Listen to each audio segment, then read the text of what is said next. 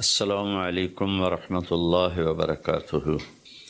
بسم اللہ الرحمن الرحیم، والصلاة والسلام علی رسولہ الکریم وعلی آلہ وصحبہ اجمعین، اما بعد فاعوذ باللہ من الشیطان الرجیم، بسم اللہ الرحمن الرحیم۔ والعصر ان الانسان لفی خسر الا الذین آمنوا وعملوا الصالحات وتواصوا بالحق وتواصوا بالصبر۔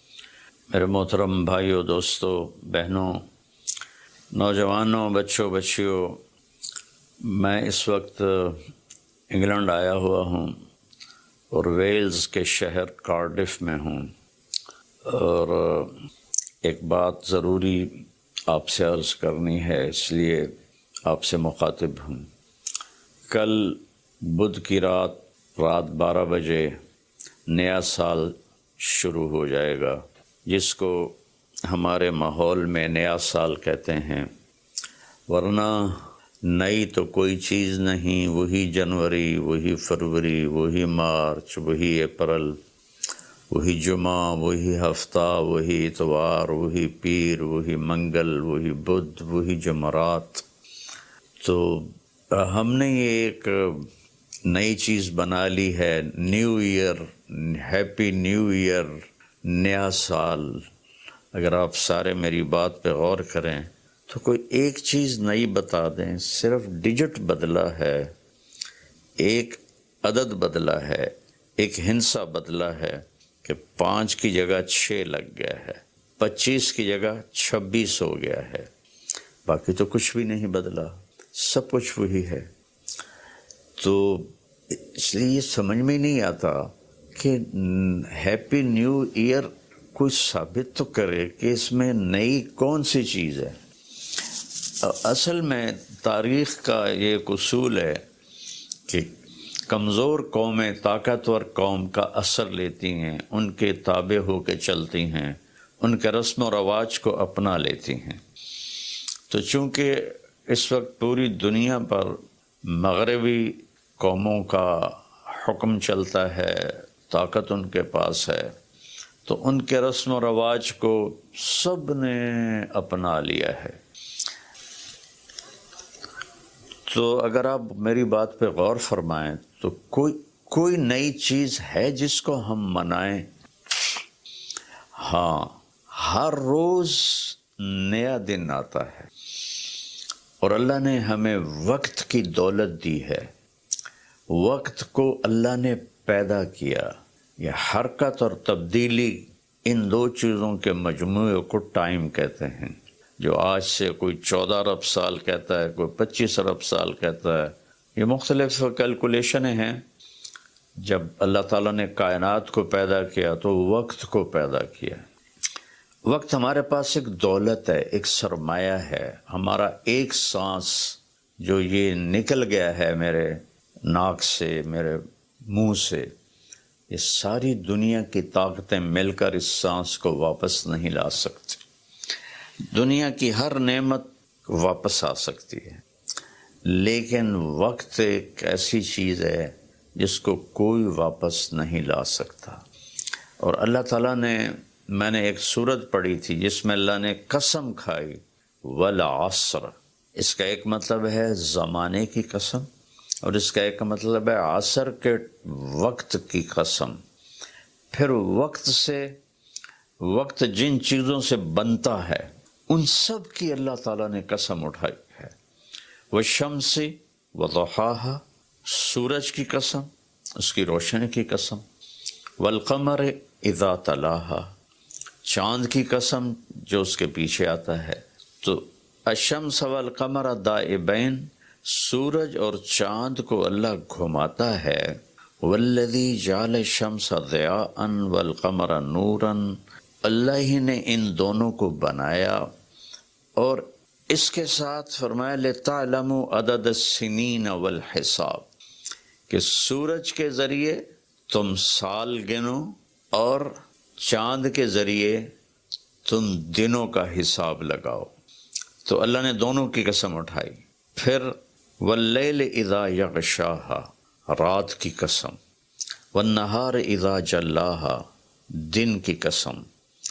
جو ٹائم کا نتیجہ ہے، رات، دن، چاند، سورج، پھر اس کے بعد وَالسَّمَاءِ وَمَا بَنَاهَا، آسمان کی چھت کے نیچے وقت گردش کرتا ہے تو آسمان کی قسم اور آسمان کے بنانے والے رب کی قسم۔ پھر وَالْأَرْضِ وَمَا طَحَاهَا، جہاں وقت گزرتا ہے وہ یہ دھرتی، یہ زمین ہے، اللہ نے اس کی قسم اٹھائی۔ پھر وَنَفْسٍ وَمَا سَوَّاهَا، جس پر یہ وقت گزرتا ہے وہ میں اور آپ ہیں، تو اللہ نے کہا اے انسان تیری جان کی قسم اور تیری جان کے بنانے والے کی قسم۔ پھر ستاروں سے ٹائم کا تعلق جڑا ہوا ہے، تو اللہ تعالیٰ وَالسَّمَاءِ وَالطَّارِقِ، ایک فَلَا أُقْسِمُ بِمَوَاقِعِ النُّجُومِ، ستاروں کی جگہ کی قسم، ایک ستاروں کے نظام کی قسم۔ وَالسَّمَاءِ وَالطَّارِقِ وَمَا أَدْرَاكَ مَا الطَّارِقُ النَّجْمُ الثَّاقِبُ، یہ النجم الثاقب سے صرف ایک ستارہ مراد نہیں ہے، پورا کائناتی نظام مراد ہے، جس میں اس وقت تک ناسا والے کہتے ہیں 2 کھرب کہکشائیں دیکھی گئی ہیں۔ تو جن جن چیزوں سے وقت بنتا ہے، گزرتا ہے، اللہ نے سب کی قسم اٹھائی ہے، اور اس میں پھر خاص طور پر عصر کے وقت کی قسم اٹھائی ہے۔ عصر کے وقت کی قسم اٹھانے میں اشارہ ہے کہ دنیا کی عصر ہو چکی ہے، اور عصر کے بعد سورج بہت جلدی غروب ہو جاتا ہے، تو اس دنیا کا ٹائم بہت تھوڑا رہ گیا ہے۔ میرے نبی پاک صلی اللہ علیہ وسلم نے فرمایا بعثت انا والساعہ کہاتین، میں اور قیامت ایسے ساتھ آئے ہیں جڑے ہوئے۔ اور ایک دفعہ سورج غروب ہو رہا تھا اور وہ سرخ ہو چکا تھا، آپ نے فرمایا دنیا کے ختم ہونے میں اتنا ہی وقت باقی ہے جتنا اس سورج کے ڈوبنے میں وقت باقی ہے۔ تو میرے عزیزوں، میرے بھائیوں، بہنوں، بچوں، بچیوں، ٹائم ایک بہت قیمتی چیز ہے۔ پھر ایک حدیث سناتا ہوں، ما من یوم الا وہو ینادی، ہر دن جب آتا ہے تو وہ اعلان کرتا ہے، یا ابن آدم انی خلق جدید، میں نیا آیا ہوں، وَأَنَا فِي مَا تَعْمَلُ فِيَّ غَدًا عَلَيْكَ شہید، میں جو کچھ اس میں تو کرے گا کل میں گواہی دوں گا، اچھا کرے گا تو اس کی بھی گواہی ہے اور برا کرے گا تو اس کی بھی گواہی۔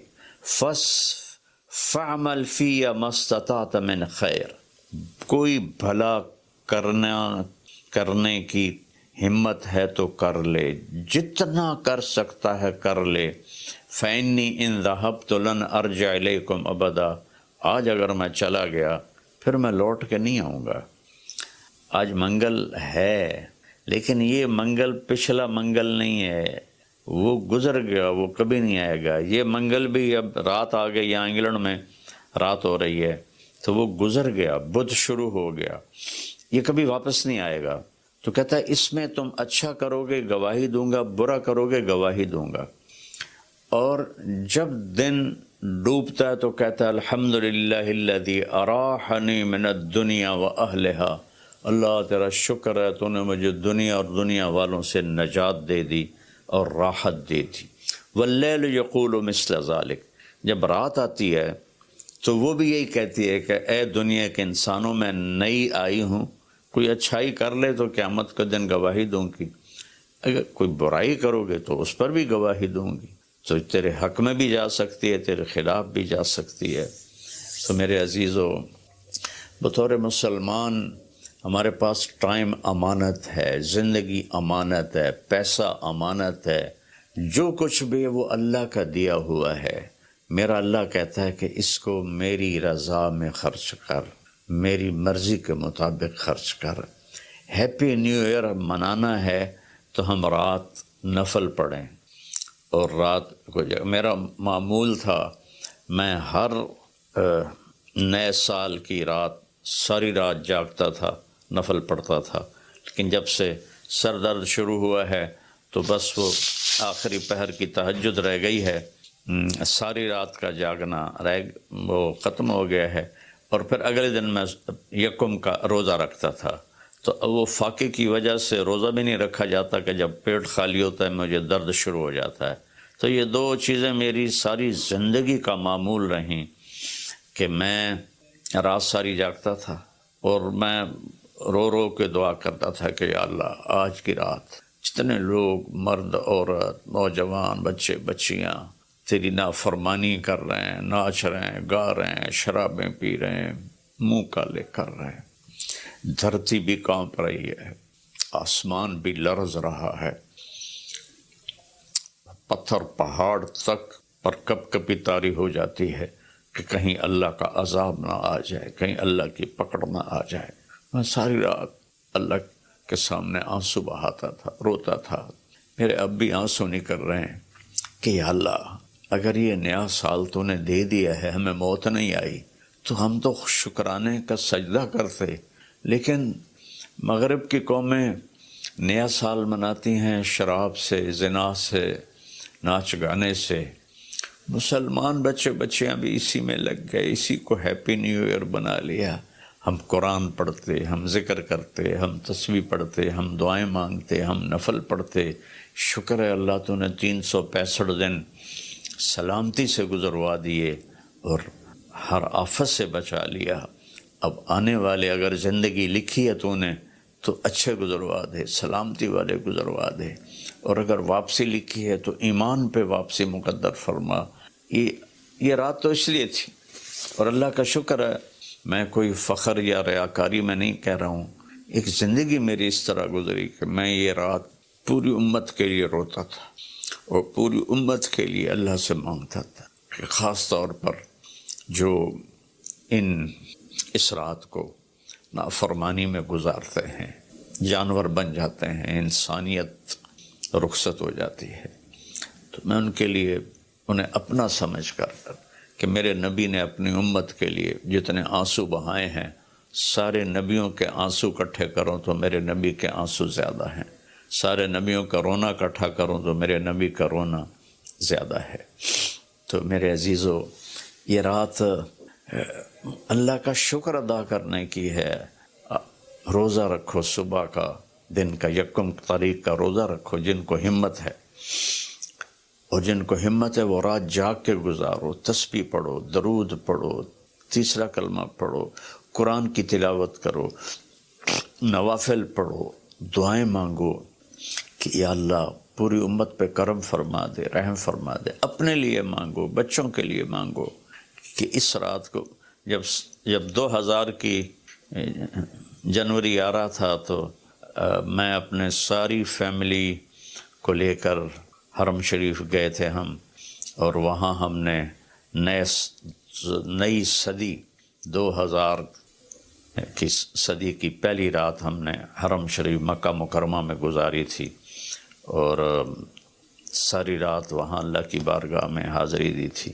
تو میری سب قوم سے، امت سے اپیل ہے، ایسے ہاتھ جوڑ کے درخواست ہے کہ اس رات کو گناہوں میں نہ گزاریں، اس رات کو اللہ کی فرما برداری میں گزاریں۔ موت آ جائے تو کیا بنے گا؟ جب آدمی شراب پیتا ہے تو ایمان باہر نکل آتا ہے کہ ایک پیٹ میں شراب اور ایمان جمع نہیں ہوتے۔ جب کوئی زنا کرتا ہے مرد یا عورت تو ایمان باہر نکل جاتا ہے، اس سال میں موت آئے تو ایمان کے بغیر دنیا سے اٹھ جاتا ہے۔ تو میری سب سے اپیل ہے کہ ہم اس وقت کو قیمتی بنائیں۔ میرے رب نے کہا ہے وَكُلَّ إِنسَانٍ أَلْزَمْنَاهُ طَائِرَهُ فِي عُنُقِهِ وَنُخْرِجُ لَهُ يَوْمَ الْقِيَامَةِ كِتَابًا يَلْقَاهُ مَنْشُورًا اقرأ كِتَابَكَ كَفَى بِنَفْسِكَ الْيَوْمَ عَلَيْكَ حَسِيبًا، کہ ہم ہر انسان مرد عورت کی فائل اس کی گردن میں ڈال دیں گے، اور ایک ایک پرچہ، ایک ایک صفحہ کھول کے دکھائیں گے کہ یہ پڑھ، یہ سب کچھ تیرا اپنا کیا ہوا ہے۔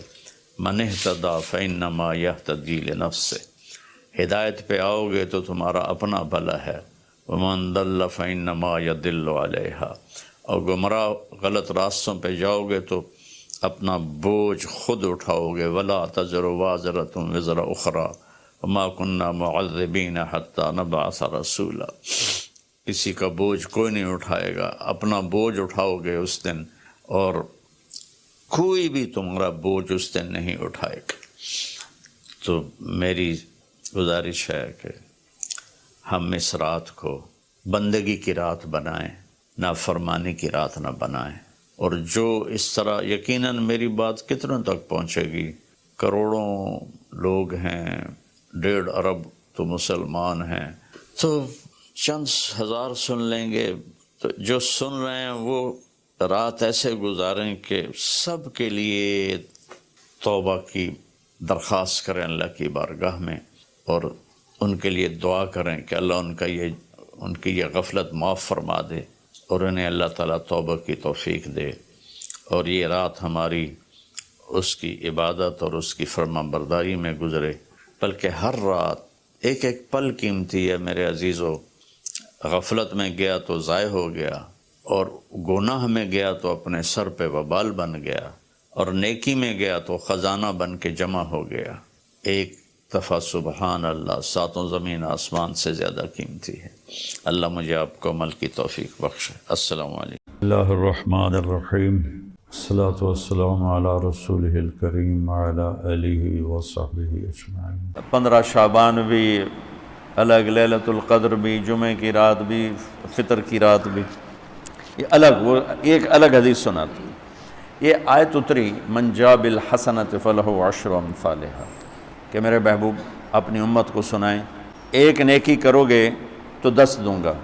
اچھا، یہ ہے انٹرنیشنل لا، آدم علیہ السلام سے عیسیٰ علیہ السلام اور میرے نبی تک یہ ایک ہی قانون ہے۔ بھئی ایک کے سنا ہے نا، 1 پہ 10، آپ سب نے سنا ہے نا کہ 1 کرو تو 10، یہ قرآن میں بھی آتا ہے، حدیث میں بھی آتا ہے۔ تو اب آیت اتری من جاء بالحسنۃ فلہ عشر امثالھا، 1 پہ 10 گنا۔ تو میرے نبی کہتے ہیں اللہ بہت ہے، آپ نے کہا نہیں یا اللہ تھوڑا ہے، زیادہ فرما، رب زد امتی۔ تو میرے اللہ نے دوسری آیت اتاری، من ذا الذی یقرض اللہ قرضا حسنا فیضاعف له اضعافا کثیرا، کون ہے مجھے قرضہ دے میں کئی گنا کر کے واپس کروں؟ ٹھیک ہے میرے محبوب، نہیں یا اللہ زد امتی، تھوڑا اور زیادہ فرما۔ اللہ نے کہا اچھا چل، مثل الذین ينفقون اموالهم فی سبیل اللہ کمثل حبۃ انبتت 7 سنابل فی کل سنبلۃ 100 حبۃ واللہ یضاعف لمن یشاء واللہ واسع علیم۔ اچھا میرے محبوب، آپ کی امت کی 1 پر 700، تو آپ کہتے واہ واہ واہ واہ، تگلی بن گئی، 1 پہ 700۔ کوئی ہے کائنات میں ایسا کاروبار کہ روپے کی چیز پر آپ 700 روپیہ نفع لے سکو؟ ہے کوئی دنیا میں ایسا کام؟ پوری کائنات میں ایسا کام کوئی نہیں۔ میں قربان جاؤں، رحمت للعالمین نے پھر کہا یا اللہ تھوڑا ہے، ذرا اور زیادہ فرما۔ تو خصوصی پیکج پر یہ سارا سنا رہا ہوں۔ تو میرے اللہ نے کہا اچھا میرے حبیب چل ہوں آپ ضرب چھڑیے، تقسیم چھڑیے، جمع چھڑیے، تو پھر 100 200 300 400 500 600 700 نہیں، چھوڑ دو، انما یوفی الصابرون اجرہم بغیر حساب۔ ہاں اتنی میری شرط ہے، جو آپ کی امت میں صبر والے ہوں گے ان کو بے حساب دوں گے۔ کھلا چیک، جو مرضی لکھنا ہے لکھ دو، 700 لکھو، 700 کروڑ لکھو، 700 کھرب لکھو، جو لکھو، اللہ تعالیٰ کہہ رہا کھلا چیک۔ یہ اس امت کا معاملہ ہے اللہ کے ساتھ، اور اللہ کا معاملہ ہے اس امت کے ساتھ۔ اس خصوصی پیکج میں 15 شعبان ہے۔ 15 شعبان کی رات، لیلۃ القدر، شب قدر، قدر کی رات، عید الفطر کی رات، عید قربانی کی رات، جمعہ کی رات، یہ وہ راتیں ہیں جو پہلی امتوں کو اللہ نے نہیں عطا فرمائیں۔ ہر رات ایک جیسی تھی۔ بنی اسرائیل کے آپ نے 4 آدمیوں کا ذکر کیا کہ 80 سال انہوں نے جہاد کیا، تو صحابہ کہنے لگے یا رسول اللہ ساڑھی تا 80 سال تائیں عمر ہی نہیں جاندی، پہلے ہی ٹور ٹر جانے ہیں۔ تو اللہ تعالیٰ نے کہا چل میرے محبوب، آپ کے لیے خصوصی پیکج، انا انزلناہ فی لیلۃ القدر، لیلۃ القدر خیر من 1000 شہر، کہ ہم نے آپ کو 1 رات دے دی، آپ کی امت جاگ لے، یاد کر لے مجھے، 1000 مہینے سے بہتر۔ کتنا بہتر؟ ہر ایک کی بندگی کے مطابق بہتر۔ اسی میں سے لیلۃ نصف شعبان، 15 شعبان بھی ہے، اور اس رات کو میرے نبی کی صبح کو روزہ رکھتے تھے، اور اس روزے کی فضیلت یہ ارشاد فرمائی کہ 15 شعبان کا روزہ پچھلی 15 سے اس 15 کے درمیان جتنے گناہ ہوتے ہیں سب کی معافی کروا دیتا. ایک دن کا روزہ سارے پورے سال کے گناہ معاف فرما دیتا. دوسرا 15 شعبان میں اللہ کے ہاں تو سب کچھ موجود ہے، لکھا ہوا ہے، لیکن جیسے گورنمنٹ بجٹ پیش کرتی نا پورے سال میں یہ ہوگا یہ ہوگا یہ ہوگا یہ ہوگا، چیزوں کے ریٹ اور باقی ساری چیزوں کا اعلان ہوتا ہے، اسی طرح میرا اللہ اس رات پورے سال کا اعلان فرماتا ہے کہ فرشتوں کی طرف سے فرشتے پورا سنا دیتے ہیں کہ اس سال میں کیا ہوگا، کہاں بارش ہوگی، کہاں نہیں ہوگی، کہاں امن ہے، کہاں جنگ ہے، کہاں بیماری ہے، کہاں صحت، کون کیسا وقت گزارے گا، کب مرے گا. کتنے لوگ ہیں جن کے نام اعلان کر دیے جاتے ہیں کہ یہ اس سال مر جائیں گے، اوپر ان کے نام کا پتہ اس پر نشان لگ جاتا ہے کہ یہ مردوں کی صف میں ہے. وہ نیچے ہیرا پھیری کر رہا ہے، نیچے وہ چوری کر رہا ہے، ڈاکے مار رہا ہے، رشوت لے رہا ہے اور کیا کچھ کر رہا ہے، اوپر اس کا نام مردوں میں ہے اور فرشتے اس پہ مسکراتے ہیں کیسا بے وقوف ہے، اوپر مردوں میں لکھا جا چکا ہے، نیچے یہ بے ایمانی کر رہا ہے، بدماشی کر رہا ہے. تو اللہ کے خصوصی پیکج میں جمعہ کی رات ہے کہ یہ رات باقی راتوں سے افضل ہے، اور عید الفطر کی رات ہے، اس رات بھی اللہ تعالیٰ کی بخشش اور معافی کے اعلان ہوتے ہیں. بڑی عید کی رات ہے، اس میں بھی اللہ کی معافی کے اعلان ہوتے ہیں. اور یہ 15 شعبان کی رات ہے کہ اس میں اللہ کے نبی نے فرمایا کہ اللہ تعالیٰ اپنے بندوں پہ نظر فرماتا ہے. اور بنو کلب، یہ ایک قبیلہ تھا، کلب، بنو کلب، ان کے پاس جانور بہت تھے، جانوروں میں بھیڑیں بہت زیادہ تھیں. تو اللہ کے نبی نے مثالاً فرمایا کہ جتنے بنو کلب کی بھیڑوں کے جسم پر بال ہیں اتنے لوگوں کی اللہ بخشش فرماتا ہے. ان بھیڑاں دے وال کون گنے، ایک دے گنن بہ جاؤ تو پورا مہینہ لگ جاوے. تو ان کی لاکھوں بھیڑیں اور ہر بھیڑ کے جسم پر کروڑوں بال. تو میرے نبی نے مثال کے طور پر یہ ارشاد فرمایا، یہ ایک مثال ہے کہ اللہ بے حساب لوگوں کی معافی کا اعلان فرماتا ہے. تو آپ فرماتے تھے کہ میں روزہ رکھتا ہوں اس لیے کہ جب میری موت کا اوپر اعلان ہو رہا ہو تو میں روزے کے ساتھ، میں جب میرا نام زندوں سے کٹ کے اور آگے جانے والوں میں لکھ دیا جائے تو پھر میں روزے کی حالت میں ہوں. تو اس کہ دن کا روزہ اور رات کی بندگی، رات کی بندگی کوئی مخصوص نہیں، ہمارے ہاں بہت سارے عجیب و غریب کام شروع ہو رہے ہیں.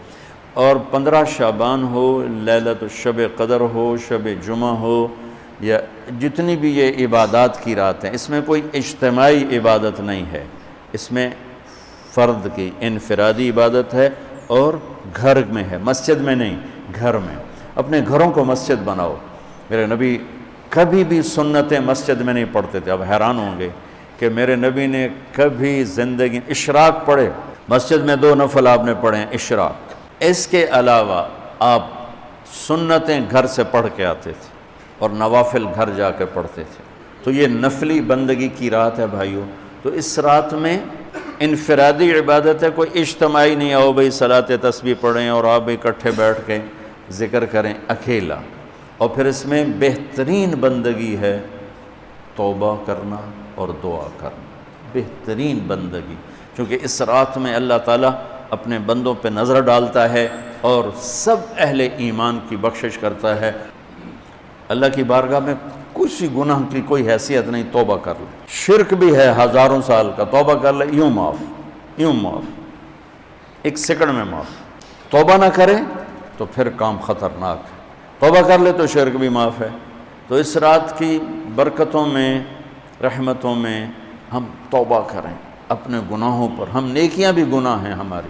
اور میں پھر سنا رہا ہوں، اس رات میں بخشش نہیں ہوتی شراب پینے والا، ماں باپ کا نافرمان، رشتہ داروں سے لڑنے والا، دل میں نفرت کینہ پالنے والا، تکبر کرنے والا، زنا کرنے والا، شرک کرنے والا، والا والی دونوں، مرد عورت دونوں کے لیے یہ چل رہا ہے. لیکن اگر کوئی بھی توبہ کر لے گا لوجد اللہ توابا الرحیم، سب معاف ہوں گے.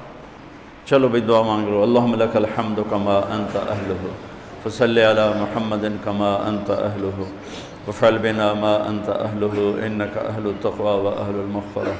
اے اللہ اس وقت تیری رحمت بارش کے قطروں کی طرح برس رہی ہے. آسمان کے فرشتے بھی یا اللہ بارش کے قطروں سے زیادہ اتر چکے ہیں، اور یہ تیرے نیک نوجوانوں کی محفل ہے جنہوں نے اپنی جوانیوں کو تیرے نام پہ لگایا ہوا ہے. آواز ہمارے رونے کے ساتھ تم بھی دعائی دو اپنے ہمارے رب کو. آج تمہارا ہمارا رونا آسمان کے دروازوں کو ہلا دے. آج ہماری فریادیں عرش کے دروازوں کو کھلوا دے، رب کی رحمت کو اتروا دے. آج کر دے یا اللہ. بہت گندے ہیں پر تجھے ایک مانتے ہیں، آج تک شرک نہیں کیا یا اللہ. بہت گندے ہیں پر تیرے حبیب کو تیرا محبوب رسول خلیل حبیب نبی اور آخری مانتے ہیں. اس کو یا اللہ اس کے علاوہ گندی گند ہے، تو معاف کر دے یا اللہ. ہم توبہ کرتے ہیں، پوری امت کی طرف سے ہم توبہ کرتے. کوئی زنا کرنے والا ہے، کوئی ماں باپ کا نافرمان ہے، کوئی کینہ رکھنے والا ہے، کوئی بغض رکھنے والا ہے، کوئی تکبر کرنے والا ہے، کوئی قتل کرنے والا ہے، کوئی چوری. یا اللہ سب کی طرف سے ہم توبہ کرتے ہیں، سب کو معاف کر دے یا اللہ. یا اللہ تو آ جا، یا اللہ تو آ جا، یا اللہ تو آ جا. عمر بیت گئی، تجھے بلاتے بلاتے تو آ جا میرے مالک. تو ہماری شارک سے زیادہ قریب ہے، ہمیں پتہ ہے تو آنے سے پاک ہے، تو جانے سے پاک ہے. دے یا اللہ جو آپس میں لڑے ہوئے ان میں صلح کرا دے، جو روٹھے ہیں انہیں منا دے. ہماری فوجوں کی حفاظت فرما، ہماری افواج کی حفاظت فرما، ہماری پولیس کی حفاظت فرما، ہمارے رینجرز کی حفاظت فرما، ہماری ایلیٹ کی حفاظت فرما. جتنے شعبے تیرے یا اللہ تیرے بندے اس ملک کی حفاظت کے لیے ہیں، فوج میں ہیں، پولیس میں ہیں، ایلیٹ میں ہیں، رینجر میں ہیں، سب کی نسلوں کی ان کی حفاظت فرما. ہمیں یا اللہ نیک اہل سیاستدان حکمران نصیب فرما. ہماری عدالتوں سے ظلم کو نکال دے یا اللہ، ہماری عدالتوں سے ظلم کو نکال دے یا اللہ. ہماری عدالتوں میں عدل کو زندہ فرما، ہمارے تعلیمی اداروں میں علم کو زندہ فرما. ہمارے ہسپتالوں میں ہمیں ڈاکٹر دے. ہمیں تاجروں سے واسطہ پڑ گیا ہے، ہمیں ڈاکٹروں کی بجائے تاجر ملتے ہیں جو مریض کو مریض نہیں سمجھتے، گاہک سمجھتے ہیں. یا اللہ مہربانی کر دے. جب مسیحی تاجر بن جائیں، جب جج ہی انصاف کو بیچنے والے بن جائیں، تو پھر تیرے دکھی بندے کہاں جائیں گے میرے مولا. ہمارے نسلوں کی حفاظت فرما، بچے بچیوں، نواسے نواسیوں، پوتے پوتیوں، دامادوں کی حفاظت فرما. یا اللہ چاروں صوبوں میں امن کو قائم فرما، تمام مدارس کی حفاظت فرما، مراکز تبلیغ کی حفاظت فرما، مراکز خانقاہوں کی حفاظت فرما. ہمارے بازاروں سے سود کو نکال دے، جھوٹ کو نکال دے، ہیرا پھیری کو نکال دے، وعدہ خلافی کو نکال دے، 2 نمبری اور فراڈ کو نکال دے. ہمارے تاجروں کو سچا بنا دے، دیانتدار بنا دے. ہمارے دفتروں سے یا اللہ ہمارے دفتروں سے خیانت کو نکال دے، رشوت کو نکال دے، ظلم و ستم کو نکال دے. ہمارے تھانوں سے ظلم و ستم کو نکال دے. چاروں صوبوں میں ہمیں برکتیں عطا فرما. ہمارے دریاؤں کے پانی بحال فرما، ہماری بجلیوں کی کمی دور فرما. یا اللہ رمضان آنے والا ہے، ہمارے لیے باعث برکت بنا، ہمارے لیے باعث برکت بنا. ہم سب کے نصیب فرما. ہمیں روزے رکھنے کی ہمت دے، ہمیں روزے رکھوانے کی ہمت دے، ہمیں افطاریاں کروانے کی ہمت دے، اور پوری امت پر اپنے رحم و کرم کے دروازوں کو کشادہ فرما.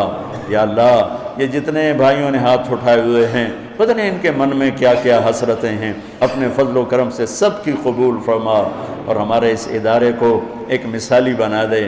ہم نے ایک نیا قدم اٹھایا ہے، اس میں ہمارا ساتھی بن جا، تائید کو شامل حال فرما دے. ایدنا بروح القدس میرے مولا. ربنا آتنا فی الدنیا حسنہ وفی الآخرۃ حسنۃ وقنا عذاب النار. وصلی اللہ تعالی نبی الکریم. رجب کے مہینہ میں اللہ تعالیٰ کے نبی کو اللہ تعالیٰ نے اپنے پاس بلایا، جس کو ہم معراج کہتے ہیں، شب معراج، لیلۃ المعراج. اور اس کے لیے اہتمام بھی کیا جاتا ہے، عبادات کا، خیرات کا.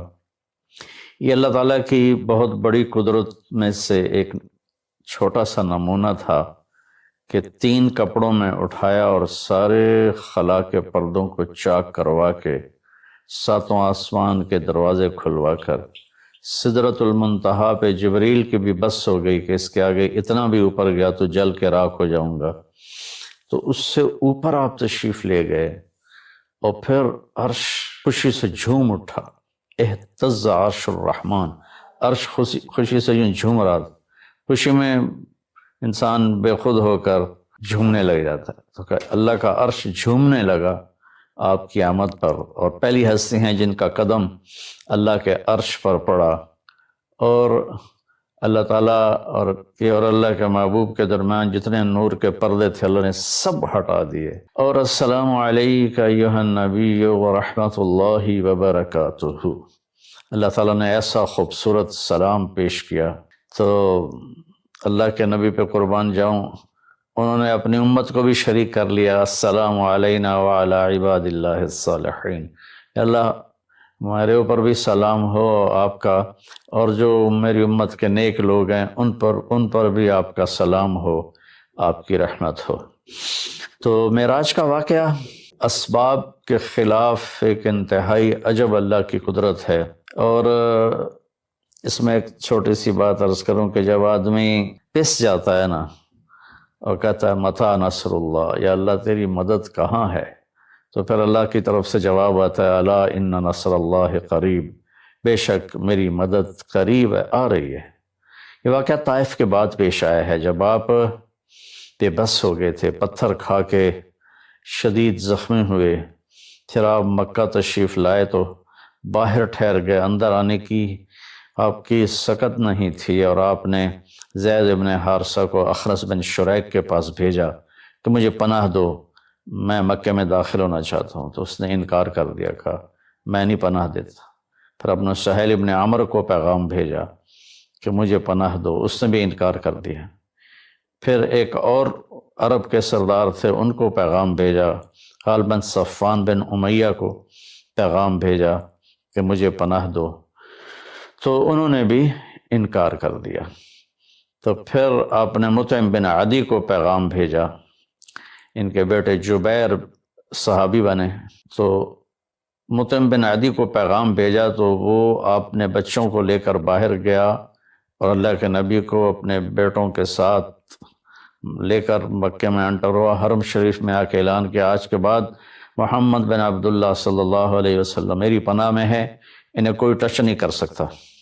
ابو جہل نے کھڑے ہو کر کہا تم یہ اس کا کلمہ پڑھ کے کہہ رہے ہو یا اپنی سرداری کے زوم پر کہہ رہے ہو، اپنی سرداری کے بلبوتے پر؟ اور کہا نہیں، میں نے اس کا کلمہ نہیں پڑھا، جو اللہ نے مجھے سٹیٹس دیا ہے اس کی وجہ سے کہہ رہا ہوں۔ کہ پھر ٹھیک ہے، ہم ان کو کبھی ٹچ نہیں کریں گے۔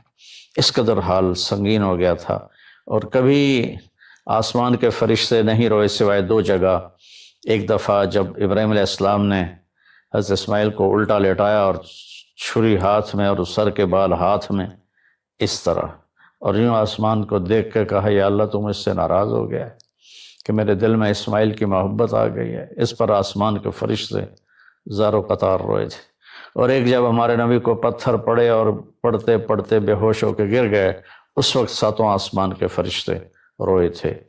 اور پھر ملک الجبال حاضر ہوا، یا رسول اللہ اجازت ہو تو ان کو ایسے پیس کے سرما بنا کے رکھ دوں، ان اطبق علیہم الاخشبین۔ آپ نے کہا نہیں، لعل اللہ ان یخرج من اصلابہ من یوحد اللہ، نہیں، اللہ تعالیٰ ان کی نسل میں ایسے پیدا کرے گا جو اللہ کی توحید کو ماننے والے ہوں گے۔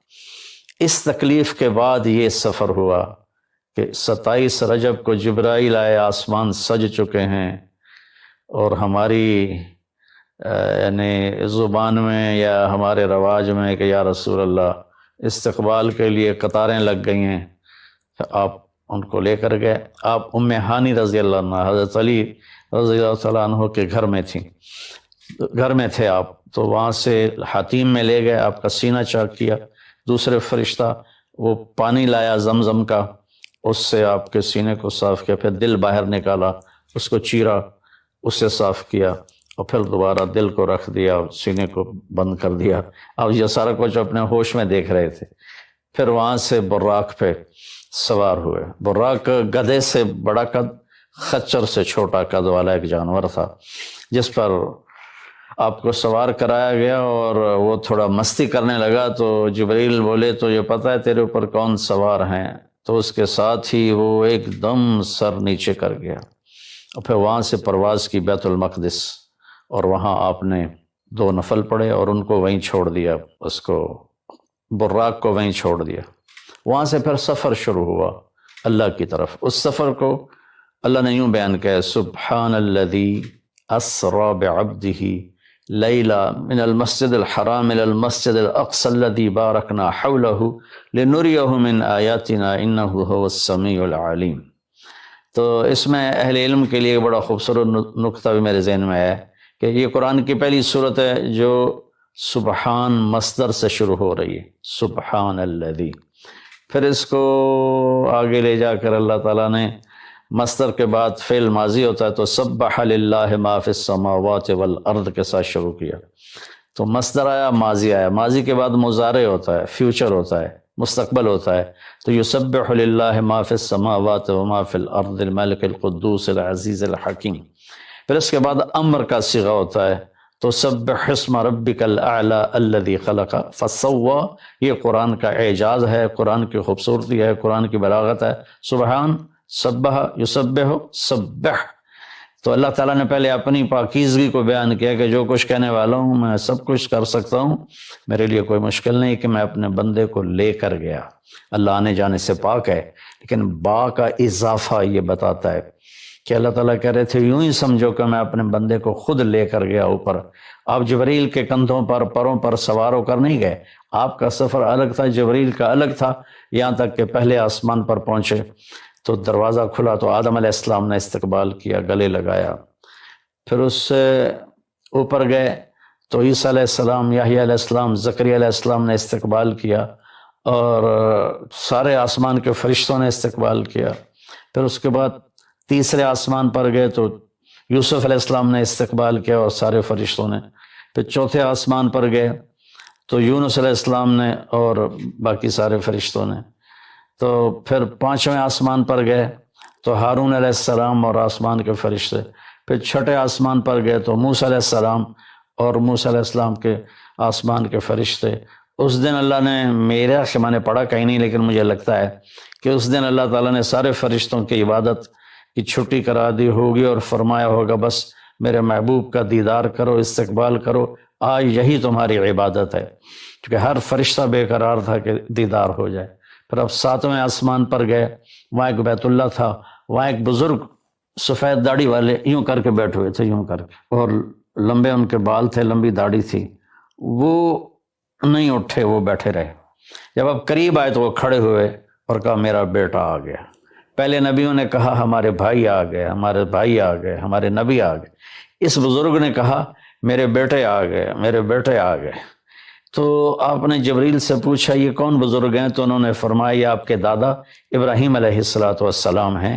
اس میں اللہ نے ہمیں سبق دیا کہ بیٹا کتنے ہی عالی مقام پہ چلا جائے، اس کی ذمہ ہے اپنے ماں باپ کا ادب کرے، ان کے پاؤں چھوئے، ان کے سامنے سر جھکا کے چلے، یہ ہواؤں میں اڑ جائے، عرش کو چیر کے اللہ تک پہنچ جائے، پھر بھی باپ کے آگے، ماں کے آگے سر جھکانا ہے۔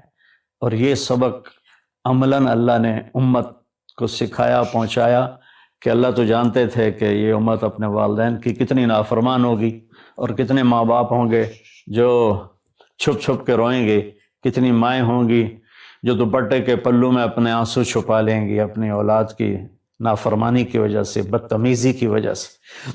میرے نبی سے پوچھا گیا یا رسول اللہ قیامت کب آئے گی؟ تو آپ نے فرمایا اللہ کو پتہ ہے، کیا کوئی نشانی فرما دیں؟ ارشاد فرما دیں کہ جب مائیں بیٹیوں کے ہاتھوں ذلیل ہوں گی تو قیامت آئے گی۔ یعنی بیٹے تو کرتے ہی رہتے ہیں، اگر بیٹیاں بھی ماں کو ذلیل کریں گی تو قیامت آ جائے گی۔ تو یہ اتنا بڑا مقدس رشتہ ہے۔ آپ نے فرمایا جس نے اپنے والدین کو دکھ دیا اس پہ اللہ کی لعنت، زمین آسمان کی لعنت، فرشتوں کی لعنت، نہ اس کی نماز قبول ہے، نہ روزہ، نہ صدقہ۔ اور دوسری طرف آپ نے فرمایا جو صبح صبح ماں باپ کی زیارت کر لے تو صبح سے شام تک جنت کے 2 دروازے اس کے لیے کھل جاتے ہیں، نہ حال پوچھا نہ خدمت کی، صرف آ کے زیارت کی، محبت کی وجہ سے۔ شام کو آ کے ان کی زیارت کی تو صبح تک جنت کے 2 دروازے اس کے لیے کھلے رہیں گے۔ پھر ان میں کوئی ایک فوت ہو جاتا ہے اور یہ اس ایک کی بھی ایسے تعداد کرتا ہے، زیارت کرتا ہے، ایک دروازہ کھلا رہے گا۔ تو یہ اس میں ایک بہت بڑا سبق تھا ماں باپ، چونکہ پہلا قصور تو ماں باپ کا ہے کہ وہ بتاتے ہی نہیں، وہ تعلیم ہی نہیں دلاتے جس سے پتہ چلے کہ ماں باپ کا مقام کیا ہے۔ اسی میں ہماری نسل ڈپریشن کا شکار ہو گئی۔ تو انہیں کیا پتہ باپ کون ہوتا ہے، ماں کون ہوتی ہے۔ تو آپ وہاں سے تشریف لے گئے تو سدرۃ المنتہا، جہاں بارڈر آ جاتا ہے ان مخلوقات کا، بارڈر پر جبریل نے کہا یا رسول اللہ بس آگے میرے پاس ویزا کوئی نہیں ہے، ایک بالشت بھی اوپر جائے، ایک گٹھ بھی اوپر جاؤں گا تو جل کے راکھ ہو جاؤں گا۔ اللہ نے ایک تخت اتارا، اس سے اپنے محبوب کو بٹھایا اور وہ گئے بلندیوں کو چیرتے ہوئے، اس نے عرش پر جا کر لینڈ کیا، آپ اترے اور میرے اللہ تعالیٰ نے کہا ثم دنا فتدلی فکان قاب قوسین او ادنی۔ اللہ تعالیٰ نے اپنے محبوب کو اپنے قریب کر لیا، اتنا قریب کیا کہ فاصلے مٹ گئے۔ تو بھائیو پھر لمبا واقعہ ہے، اور لوگ آج کل اتنا لمبا سنتے بھی نہیں ہیں، تو میں صرف جانے کا بتا دیتا ہوں۔ واپسی کا بھی پورا ایک کہانی ہے، جنت دکھائی، جہنم دکھائی، جنتی دکھائے، جہنمی دکھائے، سارا کچھ دکھایا، سود خور دکھائے، بے نمازی دکھائے، نمازی دکھائے، اپنے سب کو اپنی آنکھوں سے دیکھا، جہنم کو بھڑکتے دیکھا، جنت کو چمکتے دیکھا، جہنم کو دہکتے دیکھا اور جنت کو مہکتے دیکھا۔ یہ سب کچھ آپ نے اپنی آنکھوں سے دیکھا، اور پھر آپ واپس تشریف لائے۔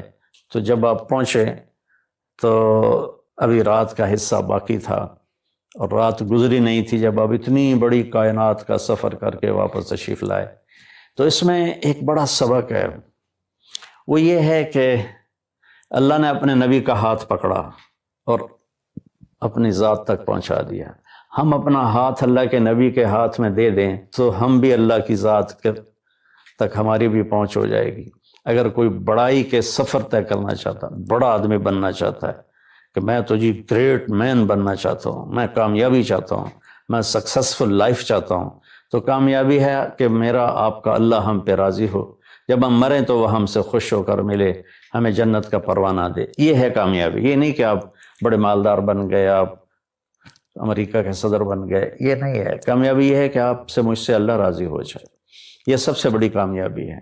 تو اللہ تعالیٰ کے نبی کے ہاتھوں میں ہاتھ دے دے تو اللہ تک پہنچائی آسان ہو جائے گی۔ ایک واقعہ سنا کے بعد ختم کرتا ہوں۔ ایک بدو آیا، کہنے لگا ہے محمد، آپ نے کہا جی۔ اب بدتمیزی کا جواب بدتمیزی سے نہیں، پیار سے دیتے، جی تیری 3 باتیں بڑی عجیب ہیں۔ آپ نے کہا کیا؟ تو کہتا ہم باپ دادے کا دین چھوڑ کے تیرے دین پہ آ جائیں گے۔ ہم کیوں چھوڑیں باپ دادے کا دین؟ کہا اچھا اور؟ تو کہتا ہے کہ ہم مر کے مٹی ہو جائیں گے اور پھر دوبارہ زندہ کیے جائیں گے۔ کہا اچھا اور؟